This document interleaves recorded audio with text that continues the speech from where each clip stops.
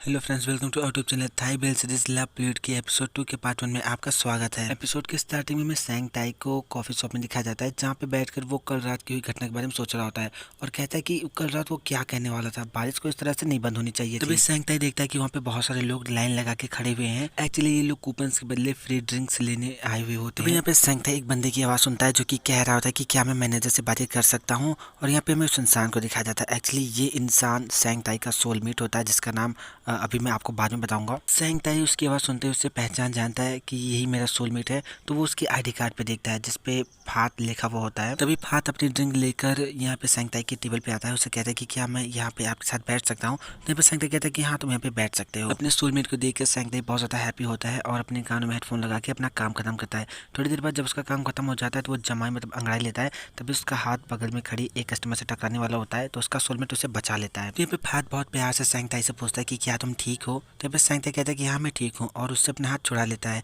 तो सैंग ताई को ऐसा करता हुआ देखकर फात उससे पूछता है कि क्या मैंने तुम्हारा हाथ बहुत ज्यादा जोर से पकड़ा था। तो यहाँ पे सैंग ताई कहता है कि अरे नहीं, ऐसा कुछ भी नहीं है, और मेरी मदद करने के लिए आपका बहुत बहुत शुक्रिया। यहाँ पे फात सैंग ताई से कहता है क्या तुम राइटर हो। तो यहाँ पे सैंग ताई कहता है कि हाँ मैं राइटर हूँ। तो फात उससे कहता है तुम क्या लिख रहे हो। ताई कहता है कि मैं बस साधारण से कंटेंट्स लिखता हूँ, जैसे कि फैशन और इसी तरह के। तो उसका सोलमेट कहता है कि वाह, ये सुनने में काफी ज्यादा इंटरेस्टिंग है। क्या तुम मुझे बता सकते हो कि तुम कहाँ पर और किस कंपनी के लिए लिखते हो? शायद मैं उसके बारे में जानता हूँ। तो यहाँ पे सैंग ताई कहता है कि मैं लव बॉयज मैगजीन के लिए लिखता हूँ। तो यहाँ पे फैट कहता है कि शायद मैंने ये पढ़ी हुई है, वैसे तुम्हारा नाम क्या है, इस केस में मैं तुम्हें फॉलो कर सकता हूँ। सैंग ताई कहता है कि क्या पेन नेम, तुम्हारे कहने का मतलब ये है। तो यहाँ पे उसका सोलमेट कहता है कि क्या क्या हम इसे ऐसा कह सकते हैं, पेन नेम। तो यहाँ पे सैंग ताई कहता है कि बाय द वे मेरा नाम सैंग ताई है। तभी यहाँ पे फाज कहता है कि सैंग ताई सुनने में काफी अच्छा लगता है, इससे ऐसा लगता है जैसे कि कुछ बहुत ज्यादा अच्छा हो रहा हो। तो यहाँ पे सैंग ताई कहती है कि हाँ, बहुत सारे लोगों ने मुझसे ऐसा कहा है। तभी यहाँ पे फात का कोई कॉल आता है और ये बहुत ज्यादा इमरजेंसी केस होता है, तो फात वहाँ से चला जाता है। तभी यहाँ पे सडनली बारिश होने लगती है। सैंग ताई दौड़कर फात के पीछे जाता है और उसे कहता है कि हे सुनो,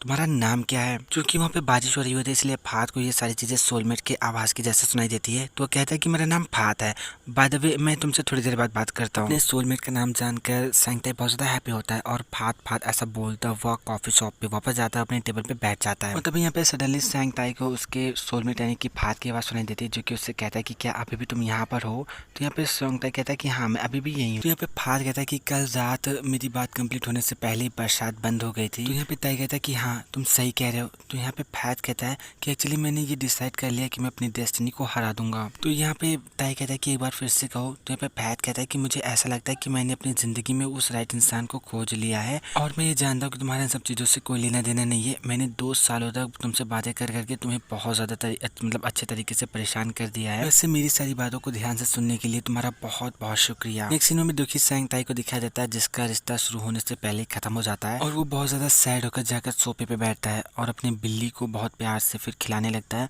और फिर अपने मतलब जो उसका बैग होता है उसमें से वो उसके लिए एक स्नैक्स निकालता है और बिल्ली को बहुत प्यार से खिलाने लगता है। और फिर यहाँ पे वो अपने सोलमेट की कभी बात को याद करता है, जहाँ पे उसने कहा होता है कि मुझे लगता है कि मैंने अपनी जिंदगी के उस सही इंसान को चूज कर लिया है।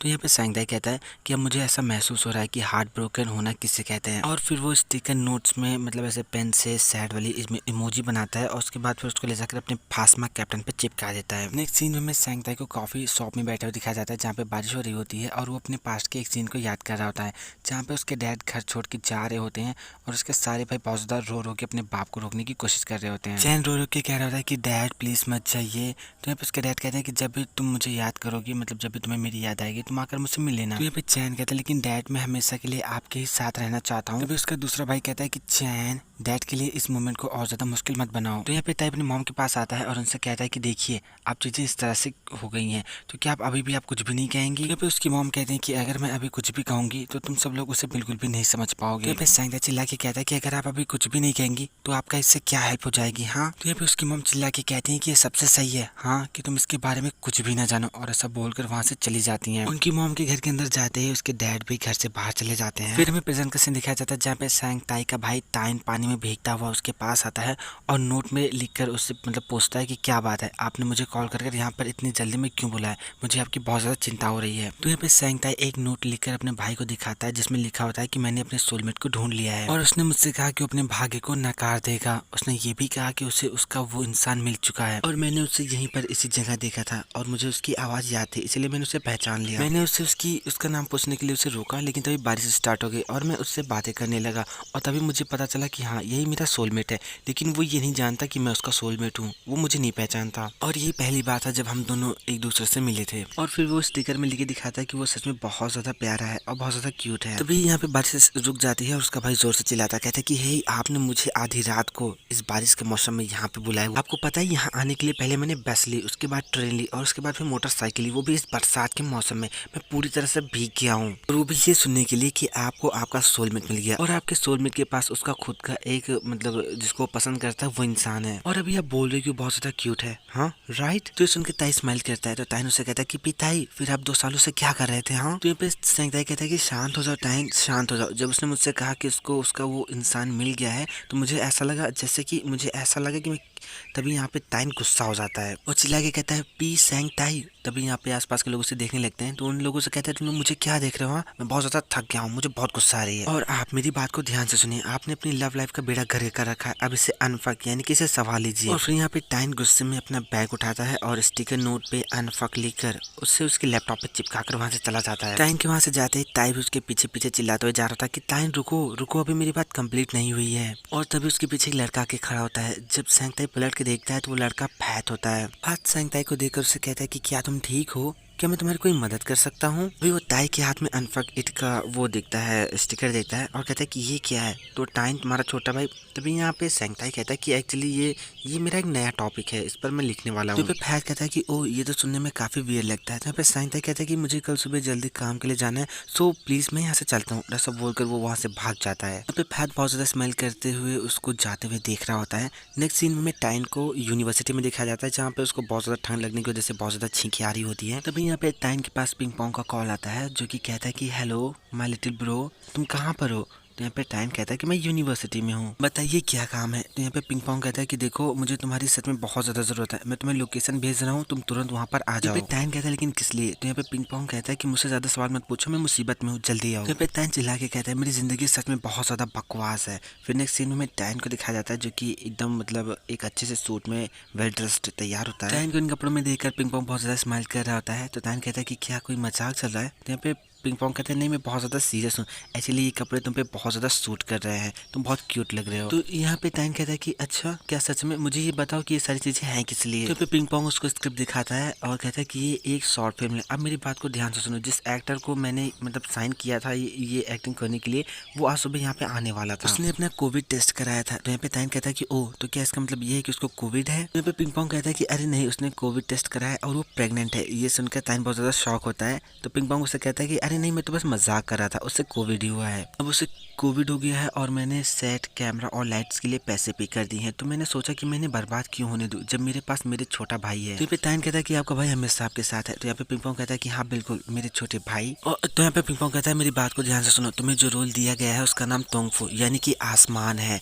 और वो एक 17 साल का लड़का है जिसने अपनी पढ़ाई छोड़ दी और वो गाना गाने लगा, क्योंकि उसको अपनी जीविका चलानी थी। वो तरह तरह के इवेंट्स में और तरह तरह की जगहों पे गाना गाता था, इस तरह से अपने परिवार की मदद करता था। और एक दिन कुछ शैतान बच्चों ने एक पार्टी ऑर्गेनाइज की और उसमें उस लड़के को गाना गाने के लिए बुलाया, और वो गाना गाने के लिए नहीं एक्चुअली उसे बुली करने के लिए बुलाया था। लेकिन जब तोंगफा उस पार्टी में गया तो उसने वहाँ पे अपने दोस्त को देखा, अपने बचपन के दोस्त को, जिसका नाम गोनमिक यानी कि बादल था। तो ताइन कहता है कि तो क्या वे दोनों लोग एक दूसरे को पसंद करते हैं।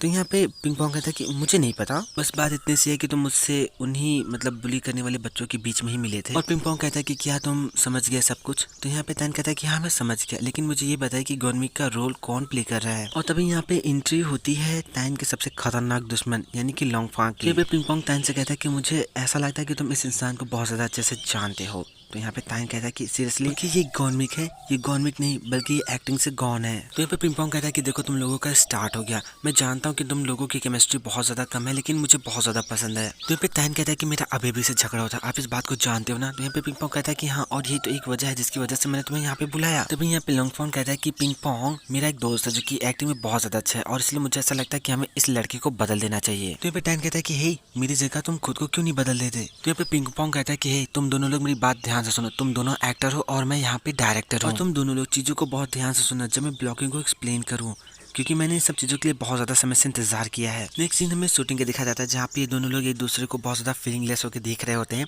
तो यहाँ पे लोंगफा से कहता है कि क्या बात है। हाँ तो यहाँ पे ताइन कहता है कि मुझे ऐसा लगता है कि मैंने ठीक से नहीं गाया, वहाँ पे सारे लोग मुझे देख के बहुत ज़्यादा हंस रहे थे। तो लिंगफो उससे कहता है ठीक है तुम उन लोगों पे ध्यान मत दो, उन्हें इग्नोर करो। तो यहाँ पे मतलब ताइन उससे कहता है कि मैं वैसे भी इन जैसे लोगों पे ध्यान नहीं देता। इन दोनों की फीलिंगलेस और बोरिंग एक्टिंग देख के पिंगपोंग बहुत ज़्यादा परेशान हो जाता है और चिल्ला के कट बोलता है और कहता है कि तुम दोनों को क्या लगता है कि तुम दोनों लोग क्या कर रहे हो? मैंने तुम दोनों के साथ 10 से ज़्यादा टेक ले लिए लेकिन अभी तक कुछ भी नहीं हुआ। क्या डायलॉग डिफिकल्ट है? नहीं, एक्चुअली तुम लोगों को एक्टिंग सीखनी चाहिए। तो फिर ताइन कहता है कि पिंगपोंग शायद, तभी यहाँ पे पिंगपोंग कहता है कि अपना मुंह बंद करो, मुझे कोई भी एक्सक्यूज नहीं सुना है, तुम लोगों को ये करना है मतलब ये करना ही करना है, जाओ और जाकर थोड़ी देर के लिए रेस्ट कर लो। तो यहाँ पे ताइन जाते जाते लिंगफो से कहता है कि तुम आओ आओ फिर मैं तुम्हें बताता हूँ। यहाँ पे पिंगपोंग जॉब के पास जाता है, उसको बुलाता है, उससे पूछा कि हम लोग कितने लेट हैं। तो यहाँ पे जॉब कहता है 2 घंटा। तो यहाँ पे पिंगपोंग जॉब को मारने लगता है, कहता है कि क्या तुम जानते थे कि हम लोग लेट हो जाएंगे? हाँ, तुमने मुझे बताया क्यों नहीं कि हम लोग लेट हैं? और ऐसा बोल के उसे बहुत ज़्यादा मार पीट रहा होता है। ताइन खिड़की से सब होता हुआ देख लेता है और उसके बाद लिंगफो से कहता है कि मुझे और तुम्हें हम दोनों को डील करने की जरूरत है। चलो अभी के लिए हम केस फायर करते हैं और अपना काम कंप्लीट करने के बाद हम दोनों लोग साथ में बातें कर लेंगे। तभी यहाँ पे लिंगफो कहता है क्या केस फायर?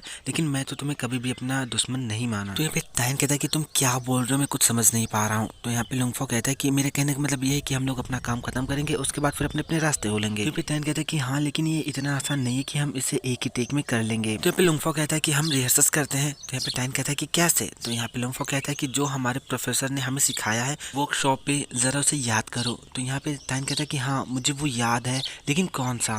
तभी यहाँ पे लिंगफो ताइन के बहुत ज्यादा करीब आता है और उसके दोनों हाथों को होल्ड करता है और उससे कहता है कि आंखें बंद करो।